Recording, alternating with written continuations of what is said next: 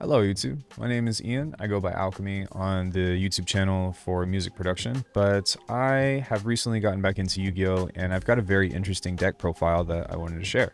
I wanted to talk about why I did this, and the short answer is because of agency and because of options. A lot of decks that I've learned about in Yu-Gi-Oh! For modern format has a lot of one card strategies, and then if it goes wrong, then you go into like an Xyz monster or you go into something like SP Little Knight. But what I love about this Mimighoul Exodia Millennium deck is having pathways from the jump. 9 times out of 10, actually, I think that I looked this up on the Yu-Gi-Oh! Calculator. I have a 98% play rate, or like ability to play, and so I never brick. I played this at locals, and I didn't brick a single game. So we're gonna go ahead and jump into this, and then I'll talk about some of the strategies after I go through the deck profile. But I know that it seems like it doesn't work just because it's like, yo, once you get the Unstoppable Incarnate out, you can't summon anymore, but there are workarounds to that, and it also helps you set up a couple of extra disruptions because Exodia on its own is actually pretty fragile. So with that, if you like this video or this seems interesting to you, you like my music, then subscribe to this channel, check out my other bigger channel at YouTube/Alchemy, and let's go ahead and jump in. So first up, we have two makers. This is a 60 card deck, by the way. It's huge, but it works out pretty well.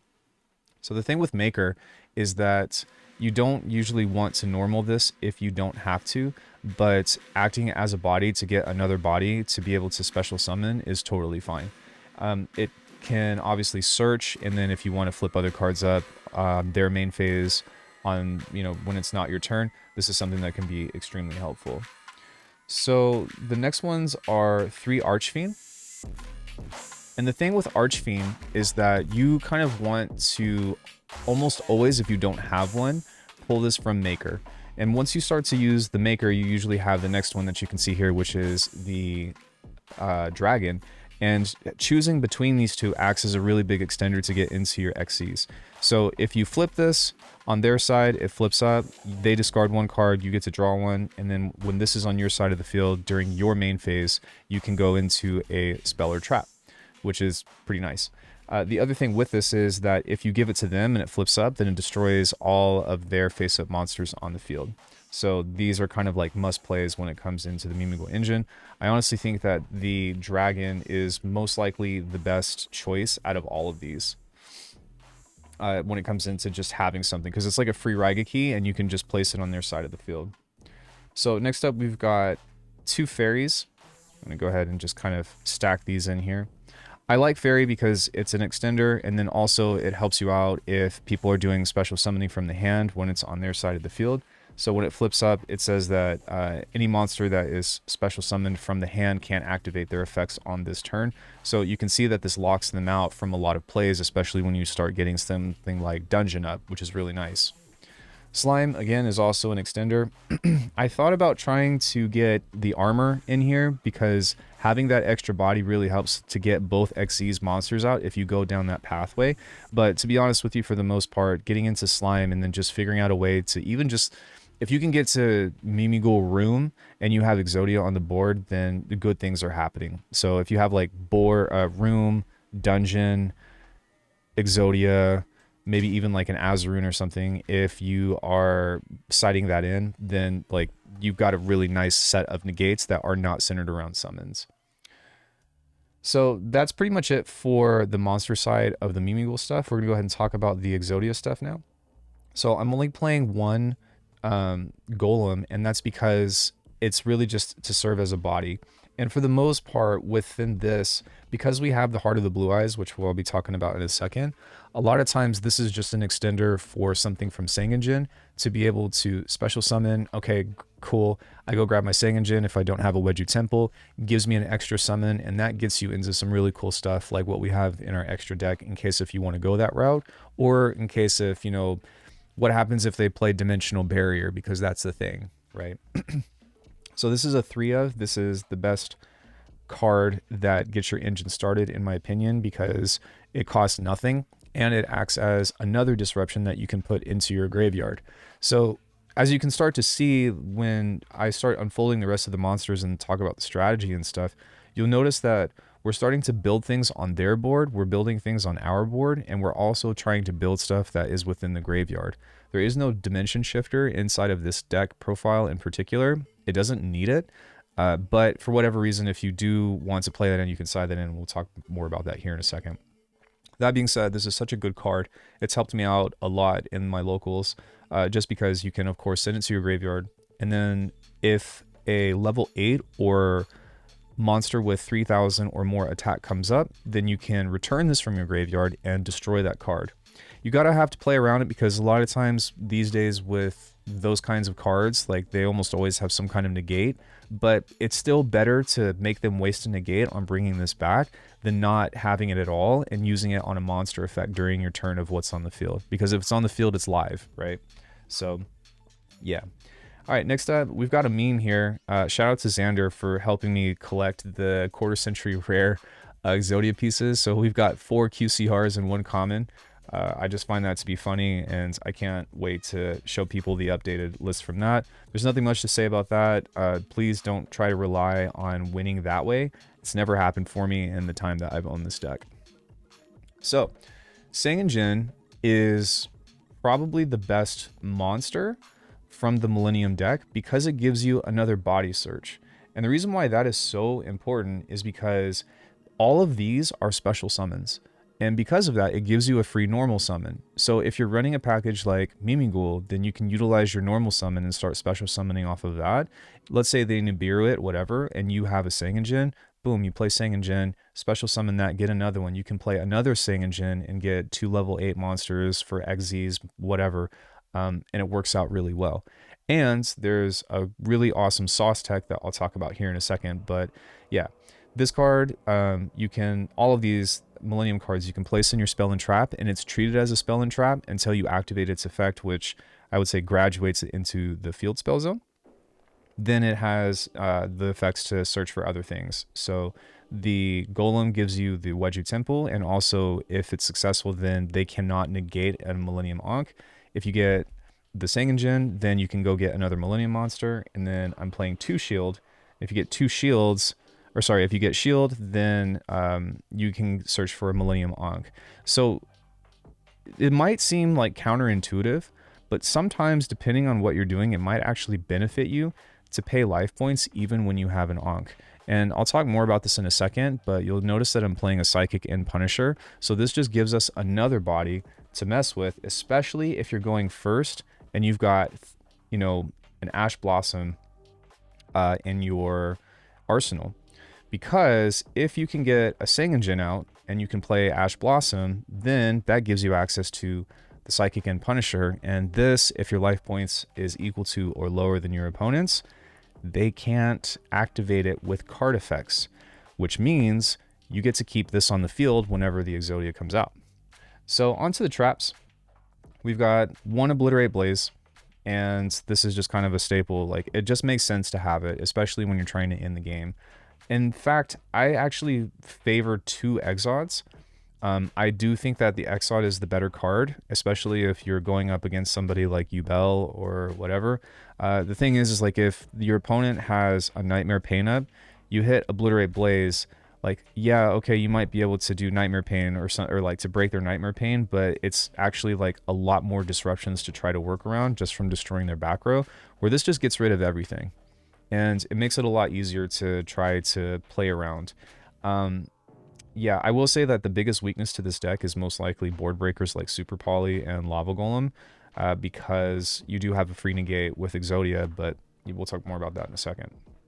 So next up we have 2, I don't even remember the name of this card, the Melody of Awakening. So this is pretty much 2 copies each of the Millennium Dragon.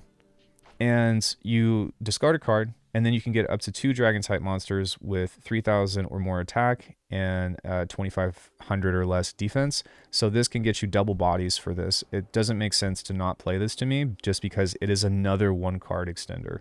And also, I like having this like overkill stuff, because this gives me so much agency in being able to play the deck.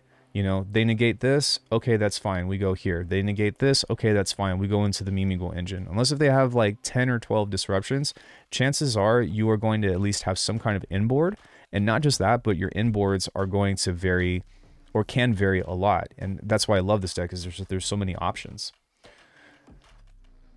So we're playing Wedju Temple. Only one copy I think is necessary. We don't really lean into this strategy much. The reason why I actually tend to want to play this is if A, I'm trying to get to the Sing engine, or B, I'm trying to use this pretty much just as a bait. For the most part, we really want our main field spell to be the dungeon, which I'll talk about in a second. But this allows us to continue playing if we need it. And it's because you can kind of continue playing field spells. You play this first if you have it, and then see what they have. Try to get some more bodies out on the field, and then if you have access to it, start working towards your dungeon before you summon Exodia. So speaking of, we've got 3 Onks.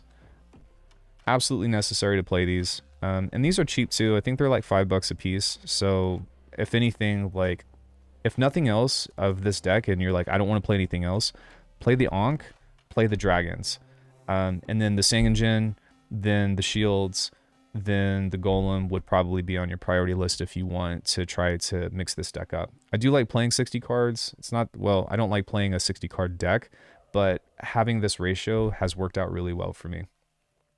We've got 1 set rotation. I'm going to go ahead and stack these now. And this is awesome because we do also play the Secret Village.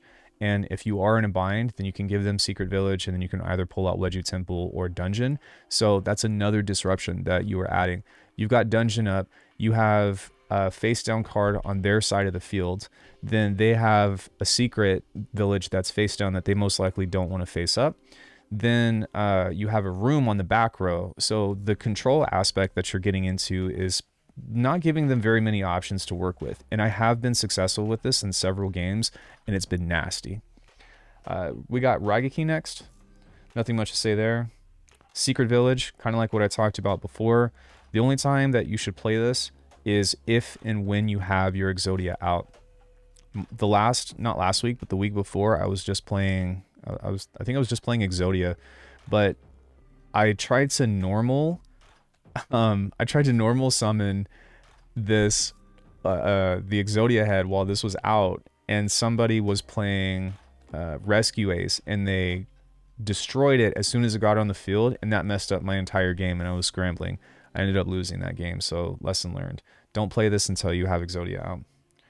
Triple Tactics, it's a nice trap, especially for, like, it's a free change of heart, draw 2, whatever. And speaking of draw 2, this is something that you can take out, but I have been experimenting with just seeing how it works out, which is the Mimighoul Fork. The reason why this can be super helpful is because this is actually something that either A, gets you 2 draws, or B, gets one of your monsters back to your side of the field. And that's significant because for the most part, Archfiend is the only thing that can really do that. And so when you actually play this and you're like, oh crap, I messed up, or, you know, let's say they had some kind of negation or something, but I'm still able to special summon, you can play the fork. And then once you play the fork, you can banish it from your graveyard and get another one back. It makes sense on paper. Whether or not that's worth it to you is just something to consider. I'm not here to tell you like what you should do. I'm just telling you like why I've come up with these ideas. So the next stuff that we've got, nothing spectacular here. We've got triple imperm. I do not like running hand traps. It's a necessary evil. I found that between Ash and imperm, these are really good. Something that I experimented with a couple weeks ago with just the pure Exodia was actually diversifying the hand traps and running more tuners, because that gave me more of a higher chance to run this. But the cost of it was that this became the staple, and that didn't really like vibe with the amount of options that I have running this deck. So we have a lot less of a chance to run the Psychic and Punisher now. At the same time, there are a lot more options and a lot more chances to stop somebody during their turn if you need to imperm something, or if you need to open up. You can also side out infinite impermanence with infinite droplet if you want to, because the whole point of it is to be able to try to mitigate anything that they have that's going to stop you from playing the board that you want. So running that imperm or running the infinite droplet, don't worry about sacrificing cards to the graveyard and stuff, because chances are you're going to have so many bodies available anyways. So Yeah, this is super important. I do run 3 room, and this is such a good card because this is another disruption that you can have once you have your Exodia on the board. Or, once you have your Xyz monsters, if you're trying to go the Throne and Ghoul, which is absolutely viable as well, depending on what it is that you're doing. But being able to book something means that they can't activate their effect, and you get another monster, and you can banish this to return your own Mimighoul monsters back to the hand. If you're like, oh, I'm going to special summon this, that didn't work out. Oh, they're getting ready to do something crazy. Let's say they Dominus Impulse you, because that's the thing. You go, okay, well, I'll flip this up and special summon one to mine, then I'll bounce one back to my hand, assuming it's my turn, and then I can get another body on the field, which acts as another extender. So you kind of get what I'm saying. It's something that helps play around those cards that a lot of people are afraid of when it comes into Mimighoul stuff. All right, this one was hilarious. So I do run the Mimighoul charm. I can't remember what it was that I got, but I was playing a friend of mine, and I played this, and his eyes kind of got big because we ended up getting like one of his boss monsters, and that really ruined his day. So this is something that is a free body if you plan on having something flipped up. And you could argue that it's a brick, but at the same time, like with every hand that you get, you should have something that's playable, even if it's not necessarily Mimighoul. I've never run into an issue where I drew this and I was like, ah, oh, that's a bad thing. But it's an option for sure. Terraforming. This is an extra, you want 2 Wedju Temples, play a Terraforming instead. You want an extra dungeon, play that. This is just something that gives you an extra copy of that pretty much. There can be only one. Sometimes I side this out depending on what it is that I'm playing, but for the most part, all of the monsters that are within the Millennium, like you might have a tiny bit of overlap, say like the Golem and the Rock Xyz. Excuse me. But for the most part, all the types in this deck are different. So playing Tikaboo is not a bad idea. Is it super helpful at all times? Not always, but it does help you against things like Tenpai. If you're playing against, Fiendsmith, if you're playing against Yubel, this is something that can just be really annoying for people to try to have to play around. So next up, we've got 3 Dungeon. This is something that you want to try to have on your inboard, regardless of which direction you take. Because if your if you have a face down monster on their side of the field, then they cannot normal summon, and they also can't attack the same turn of special summon monsters. That gives you another negate. That gives you another thing to try to play. So imagine if you have Dungeon, Room, Spellcasters, Exodia, and then really bad options for them of whatever flip Mimighoul cards that you have. And then when you get them back, you get to keep them. So it helps really play around the problem of only being able to summon, the Exodia and then being like, oh, I can't do that anymore. You do it at the end. I'll talk about more about that in a second, but the dungeon is definitely a main staple of the strategy. All right, so we're almost done here. So we've got Maker now. This card is super important because it's the thing that helps you get a bunch of bodies. In my opinion, I think the hardest thing about Mimighoul in general is not being able to kill. Like, you have an insane amount of bodies to go through, but there's nothing that can, like, OTK your opponent. Like, even if you have, say, a Master that has a Throne equipped to it, that's 4K, you can attack directly. Let's say there's 2 face-down monsters on their side of the field, and you pop the Mimighoul, or the Giant. That's still only, like, 6K, and you have to wait another turn for all of those bodies to get that extra attack. And it's very unlikely that you're going to be able to get all of those to attack directly to win the game. So you need to start thinking about other strategies that you can utilize for protection, but something that is also going to be offensive. And that's why I think that there's actually a really nice synergy between the Exodia deck and the Mimighoul engine in its own right. But yeah, so what is cool is after you get 2 special summons, basically, one randomly goes to your opponent's side of the field, blah, blah, blah. Always go for Dragon and Archfiend if you don't have it. Then everything else after that would most likely be extenders or trying to leave maybe a fairy, excuse me, on their side, so that way their special summon monsters, anything from the hand or whatever, like Yubel, cannot activate their effects, which is great.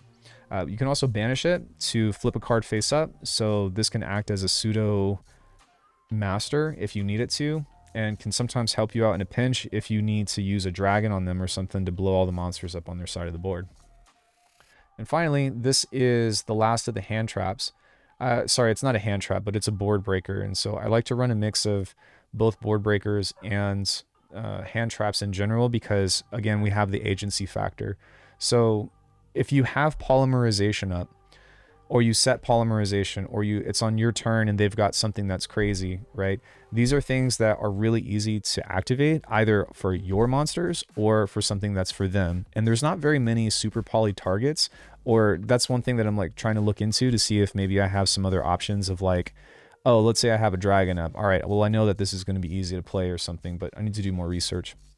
But anyways, this won me a game versus Centaurian, because somebody played something and it was on their turn and I had already set it, and they wiped all my monsters out, whatever, flip super poly, go into Garura, I think that's what it's called, and then that helped get me a draw, and then that helped me buy some time to actually like pick my board back up, which is another thing that this deck does really well, is recover. So if, you know, you have something like, let's say Exodia is the best you can get, because you're not going to get Mimighoul stuff with Exodia all the time, but let's say you only get one or the other, on your next draw, you might have a 1-card starter. We're going to go through this deck here in a second, and I'll show you all the cards that can pretty much be your 1-card starters to get into other stuff. And it's pretty awesome, pretty profound. Maybe that's not the right word, but yeah, definitely like nothing to snark at. So that's the main engine. Let's talk about the extra deck now. And again, if you guys are liking the music, hopefully it's not too loud, or too quiet rather. But yeah, you can check out my other channel, YouTube/Alchemy, for my music channel. That's what I do for a living. I play Yu-Gi-Oh for fun. The first thing that I want to talk about is the Psychic and Punisher. If you have a tuner, you have a Sing engine, play this. There's no reason not to, especially because it's unaffected by card effects. The only thing that is kind of like ouchies is maybe Lava Golem and Super Poly, but I mean, you can't strategize against everything. And if you have this and you have a Exodia, that's one more body that they have to choose between that can end the game like on the battle phase, which is great. The next one is just a Link 1. This is Salamangreat Almirage. I don't use its tribute effect, but it's a good help to link up into SP Little Knight for a free banish. This is something that I think that unfortunately it's expensive and everybody needs to play. Tactics Thrust is another thing that I would like to have, but I'm not going to buy it. But SP Little Knight has saved me from so many games, and I think that's why it's so expensive, is because it is the most versatile Link monster probably in the format, from what I've learned. And I've only been back in this format for I just started playing after like 20 years or so, but you can tell that I love this game quite a bit. So the next one that we have is kind of a strange one, but it is Blackluster Soldier, Soldier of Chaos. The reason why I like this is because if you have your level 7s, or if it's summoned with a level 7, then it's unaffected by your opponent's card effects. It can't be banished, can be super polyed, but it's a really awesome card to be able to deal with something where the other player might have negates, or, you know, if it gets Raigaki'd, unaffected. If it gets anything that is not super poly, which not very many, I don't really think that many decks play a Warrior Fusion. Usually you're pretty safe. Next up we have Access Code Talker. This almost never comes out, but if you have a bunch of bodies and they keep negating all of your effects and stuff, you can go into Access Talker, usually from SP Little Knight or something, make its attack 4300, then banish another Link monster, maybe the same one, and pop a card. So that works out pretty nicely. Then we have Underworld Goddess of the Closed World. This is good for just getting rid of someone else's monster or something if they have like one boss monster to get rid of. You can replace any of these for, I don't know, not Goddess of the Closed World, Closed Moon. You know what I'm talking about. But yeah, the next ones are just two generic super poly targets. We have Garura, which this is really good for same monsters of the same type. So Fiends, looking at you, Yubel, all that stuff. This is a really good card to have to play to use as a super poly target. Mud Dragon of the Swamp. And if you have an Exodia out and you play super poly, and for whatever reason, you know, stuff comes up, then you can play Mud Dragon to try to super poly into that and turn this attribute into dark and say no dark monsters can be affected by, you know, can be targeted with effects. So it's just a small but like helpful layer of protection. This combo actually won me against probably the best person at my locals. That guy is good. So that's how I kind of played around that. 2 Exodia incarnates. And what this does, obviously, is once you summon this from the Millennium Ankh, you can't summon anymore. So you always want to play this last, if possible, or you always want to try to use the Mimighoul stuff to bait out as many disruptions as you possibly can. So if they've got Mole Charmy or, you know, whatever, then we don't really care. Yeah, if they have Effect Veiler, you want them to use that stuff because this can be Effect Veilered. It can be stopped in a lot of different ways that doesn't destroy it, but keeps it from doing what it's supposed to be doing. And the other thing about that is that you kind of have to be careful as well, because if you play Obliterate Blaze, this card does not give you it doesn't like act as a spell. It gives Exodia the effect. So you have to be careful in how you use this, because if this gets negated and you play Obliterate Blaze, it does not apply. So playing around that stuff and really trying to like read your opponent and like, you know, look at how many cards they have, look at what they're searching for, all that other stuff is very important. It doesn't make it not worth it. It's just another thing to be aware of that has actually lost me quite a few games. So last but not least, we're playing 2 giant Mimighoul Thrones and giant Mimighouls. Sorry, Mimighoul Throne, giant Mimighoul, and then we have a Zeus, because if you attack with any of these guys, things are going south, then you can utilize that Zeus to get those bodies off of the floor. Cool. Side deck stuff, very quickly. I've got a Silhouette Rabbit with Angel Statue Azaroon. I think that if all else fails and you lose game 1, sometimes this is a really nice like escape to get into, because again, this is another disruption that is actually the staple of most Exodia stuff. But the only thing is that it's only one disruption, and so you have to be very careful about how you start to do that. And if you kind of like work towards just getting like using all your bodies just to get to the statue, a lot of times there's other stuff that you can play instead that might be more beneficial. We have a Harpy's Feather Duster, nothing incredible there. 2 Dimension Shifters, Tempai, Yubel, Centaurian, all that stuff. This one's kind of interesting. I have 1 Cosmic Cyclone, 1 Mystical Space Typhoon. The reason why I'm playing or siding in a Typhoon is because I pulled this from Secret or the Rarity Collection Pack number 2, and they don't do the same thing, but there is a nice little trade-off behind this. I mean, on one end, you can pay 1,000 life points and banish the card, or on another end, you can just destroy the card. For the most part, unless if you're playing, what, like Labyrinth or maybe Branded Fusion or something, this is usually okay. As far as I know, like Yubel is usually the pretty prominent deck at my locals, and once Nightmare Pain is destroyed, there's not really a lot that they do to bring it back. They can, but I don't know, that's just my locals format. Crossout Designator, this is really good for your hand traps if you need to play that.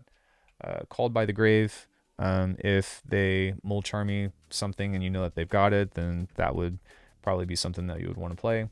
3 Dimension Shifters, it can play it if you want to, but it doesn't need it. And a lot of times the disruptions that you have instead are usually enough to suffice to get people to be like, oh man, this sucks. Lots of destroys and lots of that other stuff. I'm siding in a Yubel, the Loving Defender, in case if I'm playing against Yubel. I run a Yubel deck, and that's what I play on Master Duel. And it's annoying if you're not playing it. It's really fun when you're the person that has it, but it's really annoying when you don't. So having a super poly target for Yubel is really nice. And then finally, as an extra option, you can play the Bestial Magnum Hut, because it's just another search for your dragon. That's also, in some cases, I don't want to say a hand trap, but it's something that can be activated from the hand. So it's just another aspect of agency. Cool. So let's say you shuffle everything up. And we get into like pulling out a hand. 9 times out of 10, I pull something that's both Mimighoul and Millennium that is playable. I very rarely play or get an Ash Blossom because it's a 60 card deck, but the whole strategy that I try to implement that a lot of times work really well works really well is you play the Mimighoul engine first. And if they aren't doing anything, then cook. Go ahead, do whatever it is that you want to do and try to set up something that has as many disruptions as possible. If you think or you suspect that they've got something, you still usually want to go through the Mimighoul engine stuff, because remember that the Millennium is only special summons. And so because of that, you can play through your entire Mimighoul stuff and then be like, activate Sing Engine. And then they're like, what? And then you just have like a whole lot more bodies that are viable to be able to utilize to kind of bring on this punishment to your opponents. But long story short, the best case scenario, if everything works out, is you want a dungeon, you want a room. If you get set rotation, then put a spellcaster on there. And then, you know, a very best scenario, which I don't know how that could possibly work out, is you also have a Psychic and Punisher on the board. And that's a pretty gnarly thing to utilize. If it doesn't work out, all of these decks, or like all of the strategies within all this stuff, functions on its own. So if you get no Mimighoul cards, just run Exodia, and then on your next turn you might be able to, you know what I mean, play something else. You do want to be careful about how you give them monsters though, because you want to kill them, right? So you don't want to end up giving them a bunch of Mimighoul cards and then pulling out Exodia and then having to attack them. And let's say you don't have rage or something, you give them an extra turn. So you have to be careful in how you manipulate that.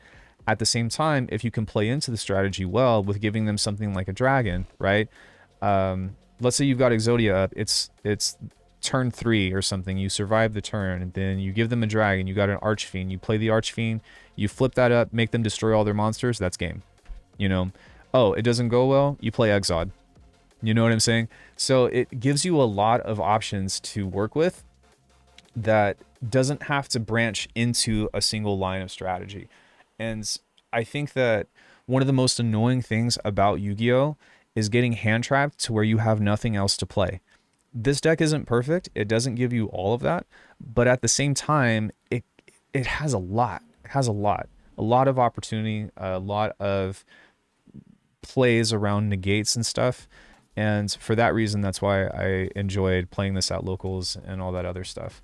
I did lose to a Fire King, but that's because they just had a god hand of negates and traps and stuff, and you're going to lose. This is not a meta deck. And even meta decks lose to other stuff sometimes, but at the same time, it's a lot of fun. It is a little bit expensive because you're buying both engines. I'd say build one, play it for a couple of months, and then have fun with it, see what you can get out of it, and then try to combine it and mess around with it. Exodia needs another engine, because if the Ankh is stopped, you have nothing else to play. Mimighoul needs another engine, because it does not have a way to kill. It doesn't really have anything that you can be like, you know, yeah, you might have a couple more disruptions with like Room, with Throne, with Giant, Mimighoul Giant, and then you've also got the negates and control aspects of the dungeon and all that other stuff. But as a means of ending the game, it's like having a bunch of bodies that like hit you with wet noodles or actually just don't do anything. So you need to find a way to utilize those to get into ending the game. That's where this deck comes in. So anyways, let me know what you think. This is my first video for this particular series, and if it's enjoyable to you, I would love to know. Yeah, I might do more content. Maybe I'll play Master Duel or something, but I just wanted to share this with you because it was a lot of fun. It's very exciting, and I do think that right now is a good time to be in Yu-Gi-Oh! Because the format of it promotes a lot of creativity within the decks. Anyways, thanks guys. Be sure to like and subscribe. Check out YouTube/Alchemy for my channel on music production if you're a nerd and stay at home all the time anyways. And I'll see y'all later. Have an awesome rest of your evening.